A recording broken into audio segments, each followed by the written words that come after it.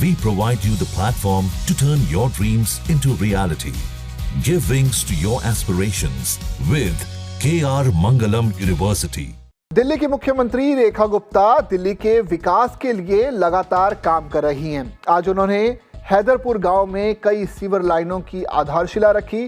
साथ ही इस दौरान उन्होंने दमदार संबोधन भी दिया, जिस दौरान उन्होंने अधिकारियों को सख्त निर्देश भी दिए। क्या कुछ कहा, आइए सुनते हैं। ये झाड़ू वाले, ये जो हैं, ये बहुत घबराए हुए हैं। वो सोच रहे हैं कि भैया अभी तो 100 दिन हुए नहीं है, लगातार इतने काम चल रहे हैं, कैसे काम होगा। और कई तो विधायक जी जो पुरानी थी, ये तो हम बोले हैं, ये तो हम बोले हैं। अरे बोले आप, पेमेंट हम करेंगे।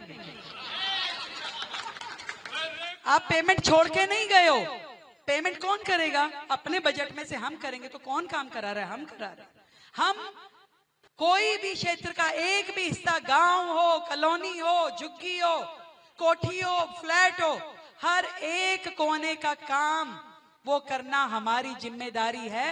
परंतु चुस्त दुरुस्त रहना आपकी जिम्मेदारी है। लिखित में देना, बात करना, फॉलो अप लेना, काम हो रहा है तो काम की क्वालिटी को चेक करना, संभाल करना, ये सब आपका दायित्व है भैया। बार बार नहीं आ पाएंगे, नहीं तो दिल्ली में होगे रेखा मैडम तो अपनी विधानसभा ही संभाल रही है। अब मुझे पता है कि भी अपेक्षाएं ज्यादा हैं दिल्ली में। तुम्हारे यहाँ 15 दिन में एक दिन देने के लिए मुझे पूरी दिल्ली में बाकी का समय लगाना होता है। तो एक दिन जो दूं, 1 घंटा जो दूं, उसको बहुत माना करो। तो इसलिए आज आकर के पूरी के पूरी विधानसभा के कामों का उद्घाटन मान लीजिए भाई, सारे अधिकारी लोग। अब वो काम शुरू करा दो, कोई काम रोकना नहीं है एक भी दिन।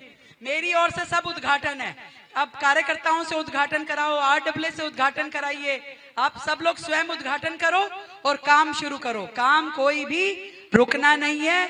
और मेरा जो वायदा है, मैं उस पर खड़ी हूं कि इस विधानसभा के लोगों को वो सुकून मिलेगा जो पिछले 50 सालों में कभी किसी ने आकर के आपके लिए किया नहीं होगा।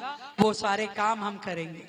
अपने क्षेत्र के अधिकारियों को बोल दिया भाई मैंने कि कहीं पे भी इस बारिश में पानी खड़ा नहीं होना चाहिए। सारे नालों की सफाई अच्छी तरह होनी चाहिए। हर चीज, हर काम को हम देखेंगे। और सबसे बड़ी जरूरत जो इस क्षेत्र की थी, सामुदायिक भवन, तो ये आयुर्वेदिक हॉस्पिटल का एक हिस्सा जो पूरे दोनों गांव के बीचों बीच है, जहां पे हर व्यक्ति लाभ उठा पाएगा। ये 10 करोड़ की लागत से नया सामुदायिक भवन ये आयुर्वेदिक प्रीमिसेस में बनाया जाएगा।